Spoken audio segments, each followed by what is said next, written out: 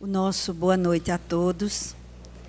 Que a espiritualidade maior que aqui se encontra, em nome do Cristo, possa nos inspirar, nos amparar na nossa tarefa de reflexão da doutrina espírita na casa espírita. É com alegria que aqui estamos para mais um reencontro de almas amigas afins, no compromisso que assumimos da reflexão que não só se transforma em palavras, mas em compromisso individual pela responsabilidade que o falar exige de nós. Que estejamos com o Senhor e que a sua luz nos ampare neste momento. Falar da missão da Casa Espírita na nova era, nós devemos começar pela reflexão da missão do Cristo, da vinda do Cristo à Terra. Jesus, na sua missão grandiosa, responsável por todos nós aqui na Terra, veio nos trazer e implantar a grande nova era, a era do amor na Terra. O desafio de vivenciar diante de almas ainda com o coração recrudescido, com a mente difícil ainda de entender a espiritualidade, a imortalidade, vivendo uma religiosidade ainda pautada nos interesses materiais e na vida do dia a dia, trazer para estas almas, que ainda somos todos nós, a grande mensagem do amor. Não foi pequena a sua tarefa e não será nunca. A grandiosidade da missão do Cristo para nós ainda é um desafio. Compreender o alicerce que ele teve que fazer e deixar junto aos apóstolos, instruindo-os e preparando-os para continuar com a sua missão de viver o amor, de se entregar à grande causa, de não ter medo das represálias, dos castigos, das imposições que o mundo de César e da materialidade fariam com que todos eles, os primeiros cristãos e os apóstolos, passariam para sofrer as injustiças de um mundo que ainda não sabia e ainda tem dificuldade de entender o que é o amor. Ele nos deixou a base, preparou os apóstolos, os primeiros cristãos, as sementes foram lançadas. E como se não bastasse esse seu amor infinito, ele ainda nos prometeu, narrado em Marcos, no capítulo 13, no Sermão do Monte, que nós saberíamos os sinais quando os tempos fossem chegados, da grande mudança, que nós viríamos o mal, de certa forma, ser disseminado, as dores, as angústias. E ele ainda nos promete o Paráclito, o Espírito de verdade, que quando os tempos fossem chegados, nós o teríamos conosco, para ouvir as verdades que ainda naquela época não estávamos prontos espiritualmente, e para relembrar a sua grande mensagem, que ele sabia que nós também iríamos esquecê-la. E aí Jesus nos adverte e nos fala do momento que deveria chegar, em que todos nós deveríamos nos preparar e acordar para este momento da transição planetária. Ele fala das dores, dos sofrimentos. E qual não é esse o momento em que a banalização do mal, as injustiças, a corrupção, a mídia divulgando e disseminando todos os vícios e banalidades morais, numa conduta irrefletida que chega a assombrar as mentes mais lúcidas e críticas. É esse o momento que nós estamos vivendo. Em A Gênese, um dos últimos capítulos, nós vamos ver a mensagem à nova era e todo o capítulo falando sobre este momento, como se daria essa transição planetária, esse momento em que nós seríamos chamados a refletir sobre as necessidades evolutivas, sobre o momento em que nós deveríamos estar despertos, acordados, para propiciar a grande mudança da vivência dos preceitos morais do Cristo. O que seria então essa nova era? É a era do Espírito, é a era da renovação, é a era do amor. E lá em A Gênese nós vamos ver os comentários de Kardec mostrando que essa transição não vai ser como Hollywood apresenta, não é? Com tantas catástrofes e tanta destruição a ponto de não ficar ninguém no planeta. Ele diz que essa mudança, embora o planeta passe por dores e aflições, está lá no livro Transição Planetária, também Manuel Filomeno de Miranda falando desse momento de dores, de problemas não só da natureza, mas consequência do próprio desgaste e da inconsequência do homem em relação ao próprio ambiente, desgastando e causando outros tormentos. Ele vai nos dizer que essa mudança se dá pela mudança também dos espíritos. Como os espíritos evoluem, a Terra também tem o seu processo evolutivo. E ela vai chegar a esse momento de ascender nas escalas dos mundos, deixando de ser um planeta de provas e expiações para ser um mundo de regeneração, em que as almas teriam a oportunidade de se renovar num ambiente mais tranquilo, em que a violência não predominaria mais. E na mensagem A Nova Era, eles nos dizem que a mudança vai ser gradativa, à medida que os espíritos mais violentos, mais endurecidos, as almas que não estão na sintonia da mudança planetária, vão desencarnando, não voltarão mais a este planeta. Vão reencarnar em outros orbes que se identificam à sua escala evolutiva para continuarem o seu processo de aperfeiçoamento moral e espiritual. A Terra, sim, estaria dada uma nova etapa, a etapa dos espíritos que já começaram a acordar para a importância dos valores morais, para a importância do espírito. E aí nós vamos ver na questão 799, quando Kardec pergunta aos espíritos qual a contribuição da doutrina espírita para a Terra. E os espíritos respondem: combater o materialismo da vossa geração, mostrando que os princípios trazidos pela doutrina espírita, prometida pelo Cristo e preparada por Ele, com todos os prepostos e à frente Kardec, para trazer, na época certa, em que nós já estaríamos preparados para ouvir a grande lição da imortalidade, para dar um sentido maior à vida. E as almas que estão acordando para essa revelação, que já percebem o sentido da vida, a justiça de Deus, a lei de causa e efeito, a justiça da reencarnação, a comunicabilidade com o plano espiritual, os mundos habitados, são almas que já estão preparadas para continuarem na regeneração. Mas é preciso que essas almas tomem para si a responsabilidade de levarem adiante, de assumir esse compromisso diante do Cristo, de nos colocarmos como aqueles que, compreendendo, aceitando essas verdades, sentindo-as em seu espírito, sejam de fato os trabalhadores da última hora, os trabalhadores da regeneração, aqueles que implantarão na Terra a nova era, a era do Espírito, que combate a materialidade, que não vive mais e não busca as ilusões do mundo, que não se deixa mais levar por toda sorte de vícios que entorpecem a alma, que já acordaram para a fraternidade universal. Então, essa grande missão que é dada ao Espiritismo, nós todos estamos sendo chamados para colaborar com ela. Neste momento em que essa transição já está acontecendo, que à medida que aparentemente a violência está tomando conta, porque a mídia se alimenta dela e está sendo instrumento de obsessão de massas e de grupos, através de tudo que apresenta, aparentemente nos dar a ilusão de que o bem não está acontecendo e de que a luz não está trabalhando.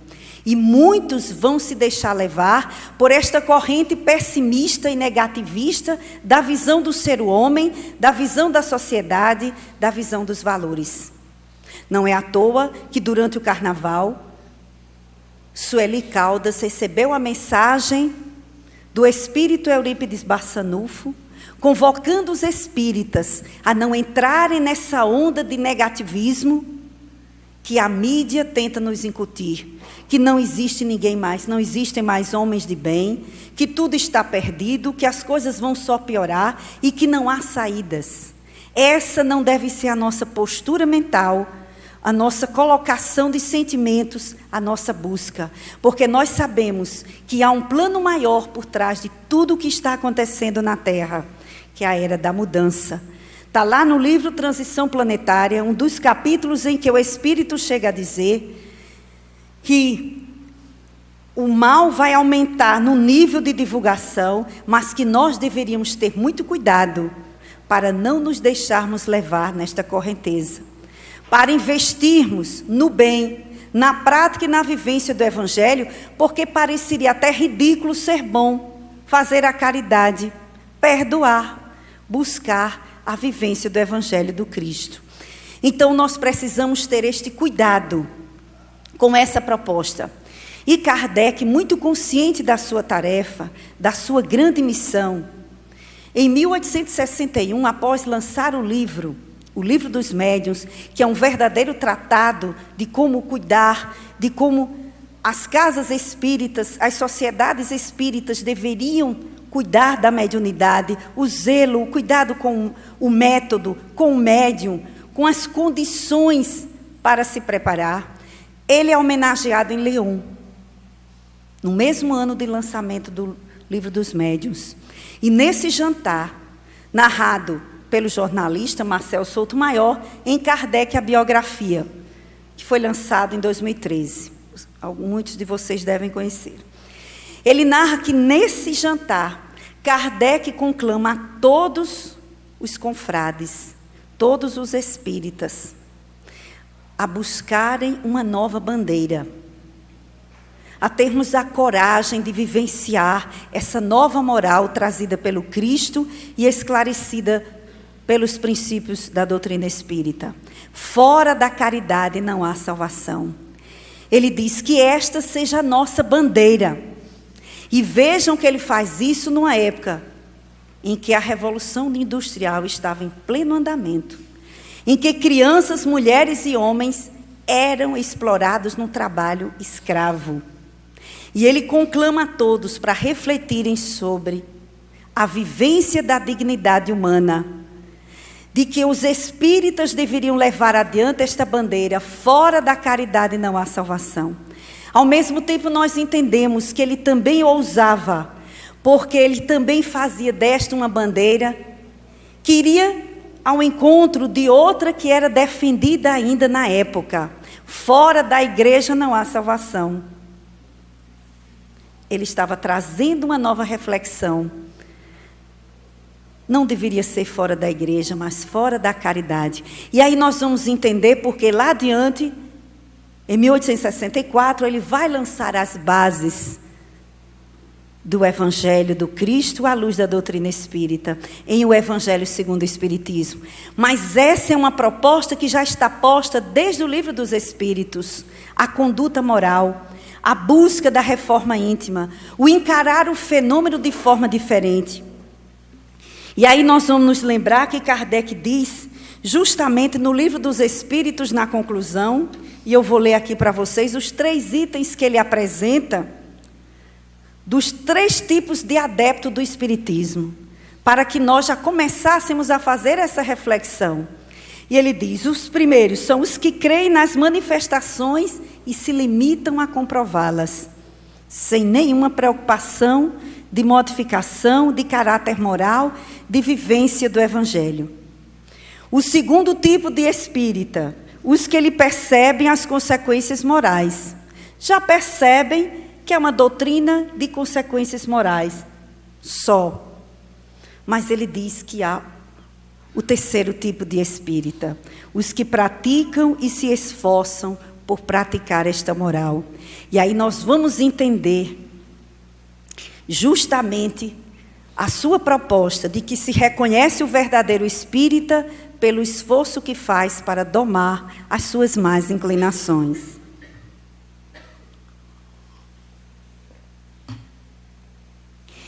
Kardec nos chama a um compromisso diante dessa revelação.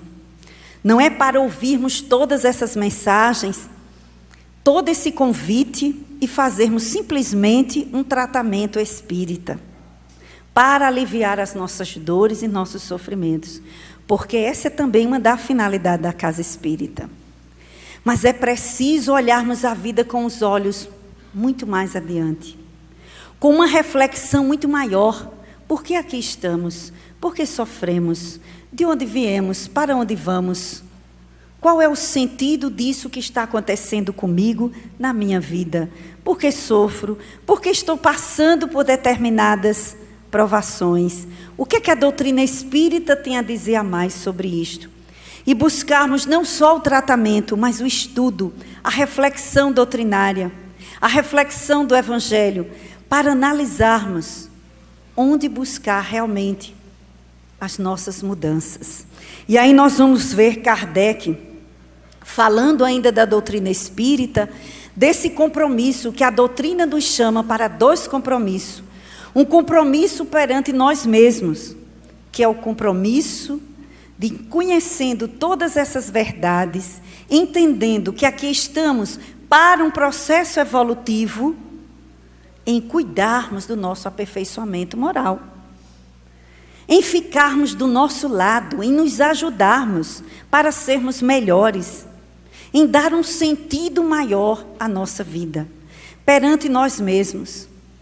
Nós vamos entender o que está posto também no Evangelho segundo o Espiritismo, cuidar do corpo e do espírito, compreender a necessidade da importância da vida material, do corpo que recebemos para cuidar do espírito. E aí nós vamos ver Kardec em um dos grandes momentos de sua vida, trabalhando incessantemente para a doutrina, porque a contribuição de Kardec, minha gente, quem lê sobre a vida dele, fica impressionado com a quantidade de produção, de condição que ele trouxe, que fez jus e que lutou para nos deixar esta doutrina. Em praticamente 12 anos de trabalho, de pesquisa e de estudo, as 5 obras da codificação, além do que é o Espiritismo, que foi feito em 1859, 2 anos depois do lançamento do Livro dos Espíritos. Nós vamos ver o trabalho deste homem não só em trazer os princípios doutrinários, mas em fundar sociedades espíritas, trabalhar pelas suas organizações, criar revista espírita para comentar e divulgar, fora as viagens que ele fazia e toda a correspondência que ele respondia. Chegou um ponto que ele começou a se exaurir. E ele foi socorrido pelo plano espiritual. E aí o Espírito dá uma mensagem para ele. Tinha sido o médico dele na Terra, desencarnado, e diz para ele: eu o socorri, mas eu estou aqui para diverti-lo. Você precisa parar e dormir. Porque do jeito que você está, trabalhando excessivamente, você vai desencarnar antes da obra estar completa. E se isto acontecer, você vai ser considerado um homicida. Olha mesmo. Eu acredito que depois dessa, Kardec foi dormir mais um pouquinho. Ele foi cuidar do corpo para poder terminar o seu trabalho aqui na Terra. Então vocês vejam uma alma de escola, protegida pelo Cristo, com toda uma equipe do plano espiritual, trazendo toda uma revolução de conhecimento para a Terra. Não ficou isento, não. Tem que cuidar do corpo, sim. E ele correu riscos. Imaginemos nós. Os riscos que corremos. O valor que ainda não estamos dando a esse vaso precioso que Deus nos deu para continuarmos aqui na terra. Aí nós o intoxicamos com a inveja, com a raiva, com o ódio, com o ciúme, com as horas perdidas, vendo coisa ruim para a gente ficar impressionado e perder todas as energias possíveis, conversando bobagens. Quanto tempo nós perdemos de cuidar melhor da nossa condição mental? Para fazer um exercício, meu Deus do céu, como é difícil. E uma dieta? Tirar uma coisa que a gente come desde criança e de outras vidas. É trabalhoso. Imaginemos uma mudança de uma conduta moral. Se essas coisas do corpo, elas dão trabalho, imaginemos uma conduta milenar que nós trazemos moralmente. A nossa grande tarefa é essa, perante o outro, perante Deus, esse cuidar do corpo e do espírito. Perante a sociedade, vivermos os ideais, os princípios da doutrina espírita. E Kardec continua nesse jantar. Que nós precisamos zelar pelos princípios doutrinários. Nesse mesmo jantar, em 61, Kardec diz que cada grupo se filie à instituição maior. Que cada um procure ser fiel aos princípios doutrinários. Que cumpram pelo zelo de vivenciar a proposta enquanto grupo. E ele diz mais, o maior perigo para a doutrina espírita é a dissensão dentro dos grupos, dentro das casas espíritas. É nós não sermos fiéis ao que estamos abraçando. E aí é quando ele ainda, nesse jantar, ele termina falando de que nós espíritas deveríamos levar adiante o que ele chama, que o trabalhador deve zelar na casa espírita, por esses 3 elementos: o trabalho, a solidariedade e a tolerância.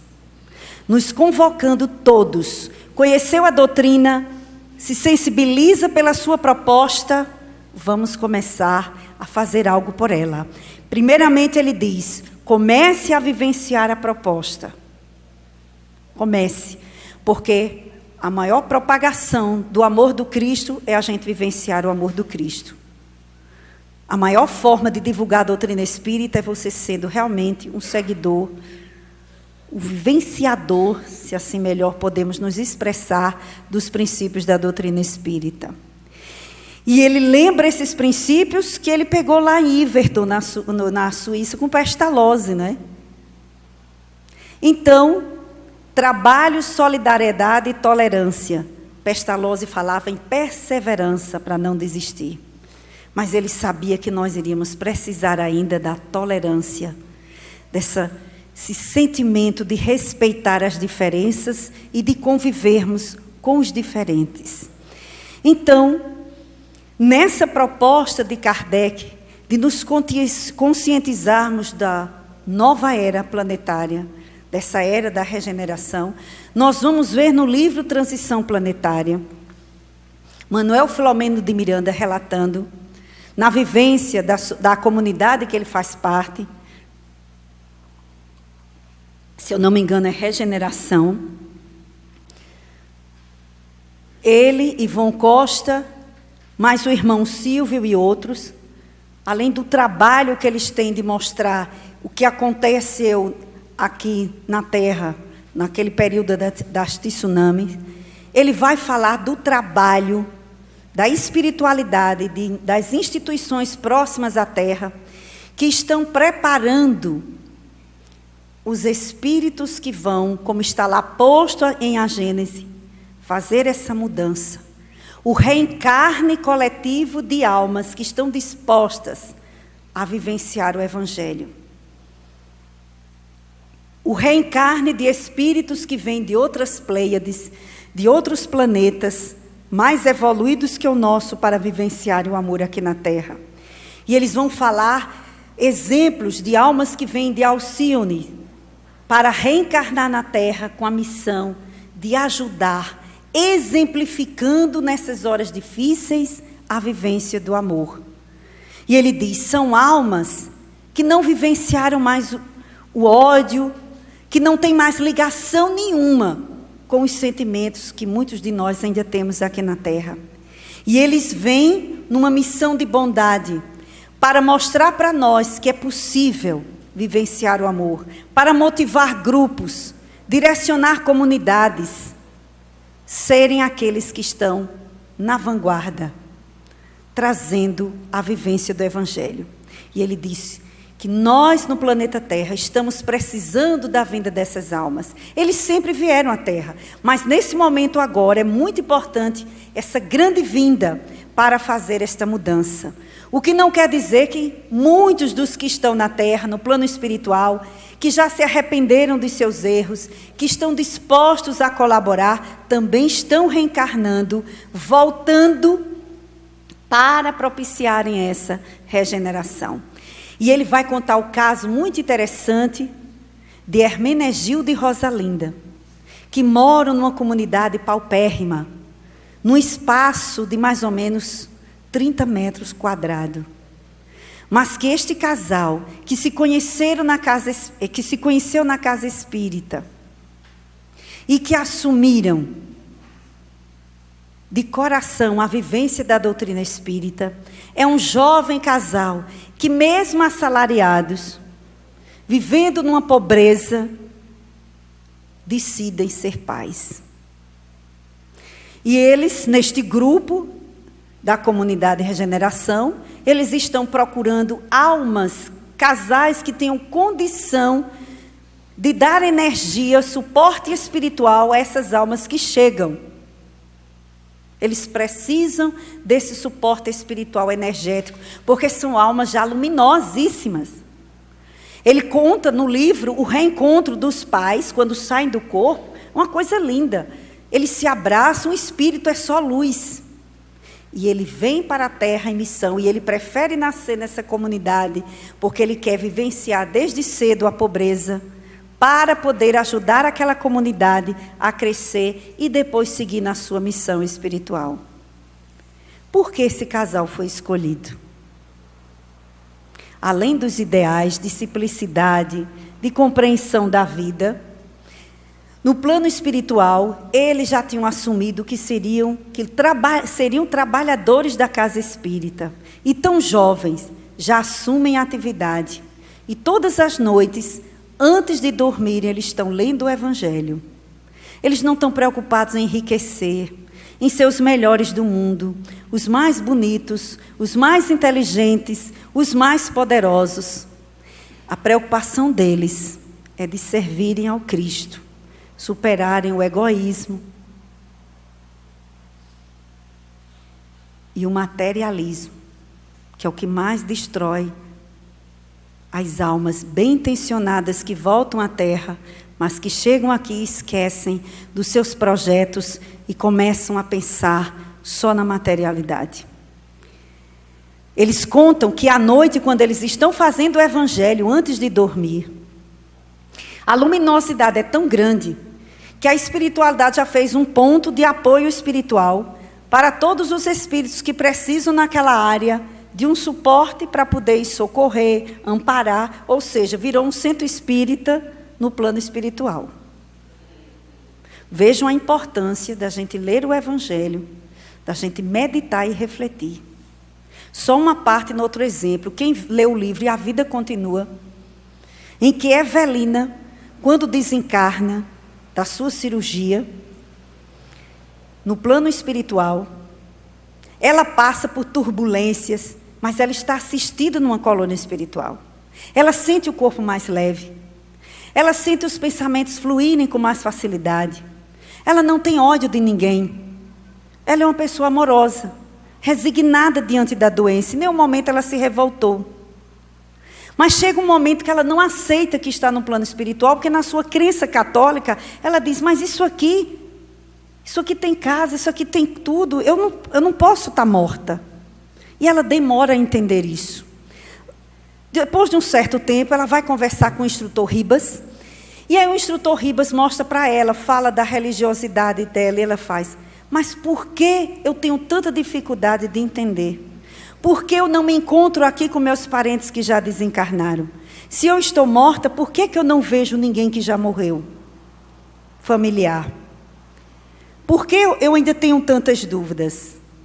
E a resposta do instrutor Ribas é de nos chamar a atenção, pelo menos foi o que aconteceu comigo. Ele disse, embora você fosse uma religiosa, porque ela diz, eu ia para a missa, eu rezava o terço, eu fazia minhas novenas. Ele disse, mas você não viveu a religiosidade. Você praticava a religião.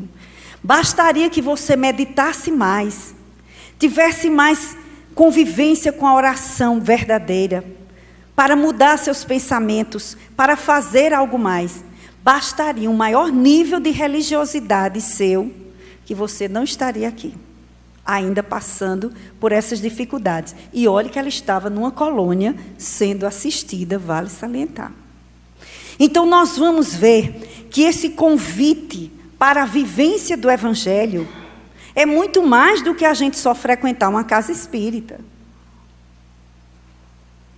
É muito mais do que a gente fazer alguma tarefa. É muito mais do que a gente fazer um curso. Significa uma preocupação com a nossa conduta ético-moral, espiritual, com a vivência desses princípios, com tentar mudar a nossa vida, para que a gente possa propiciar condições espirituais de energias superiores no ambiente onde a gente estiver, para que a nossa mente não esteja turvada, envolvida com as coisas do mundo.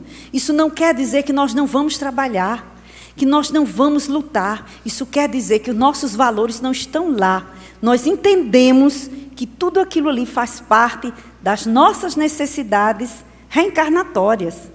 Mas o objetivo maior é como eu me relaciono com tudo isso. Que valores eu atribuo a tudo isso. Então nós devemos pensar que esse convite de Kardec, o convite do Evangelho de Jesus, é para que nós nos coloquemos como aqueles que estão entendendo a missão da Casa Espírita.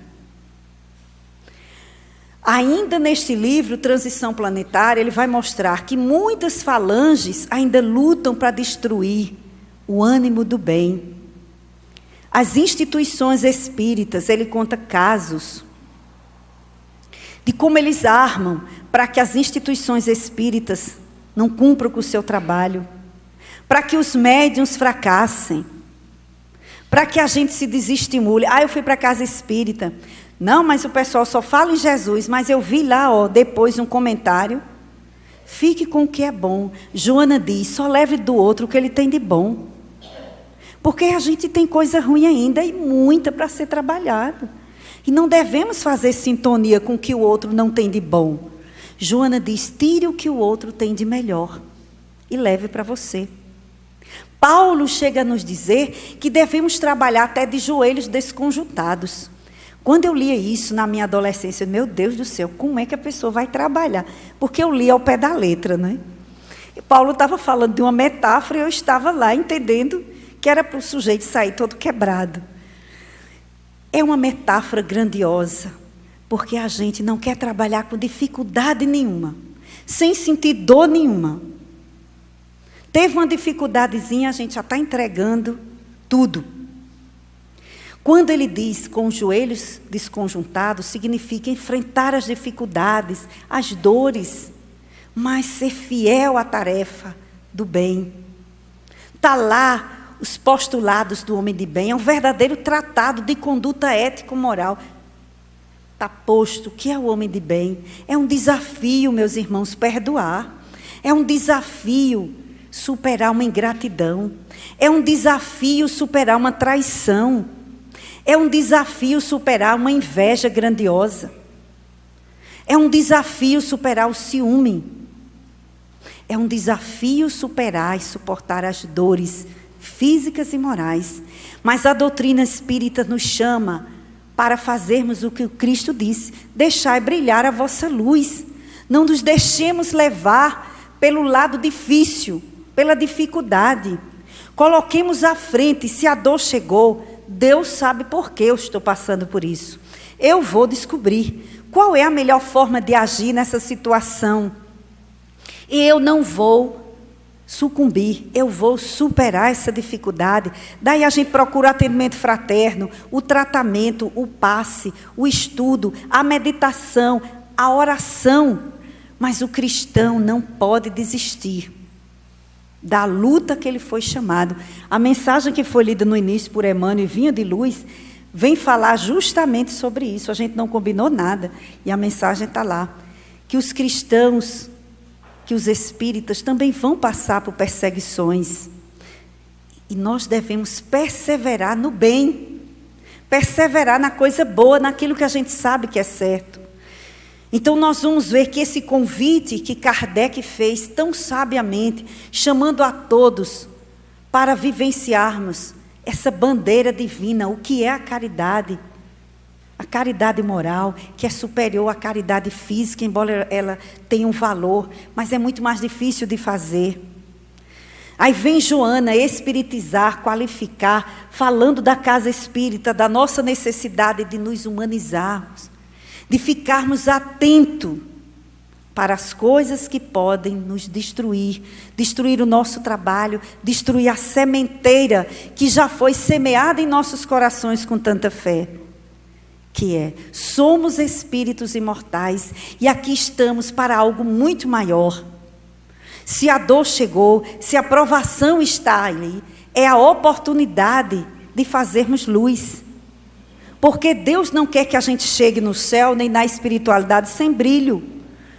A pedra bruta, que é o diamante, não tem força nenhuma, não tem brilho, não tem valor, se não começar a ser burilada.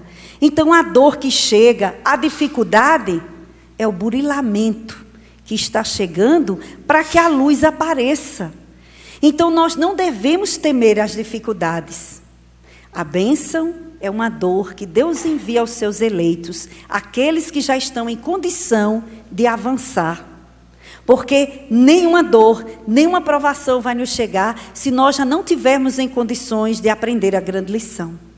Então não devemos reclamar diante das dores e das dificuldades, mas olhar para elas e enfrentá-las. O que é que esta dor e este problema quer que eu aprenda? O que é que eu preciso crescer com isso?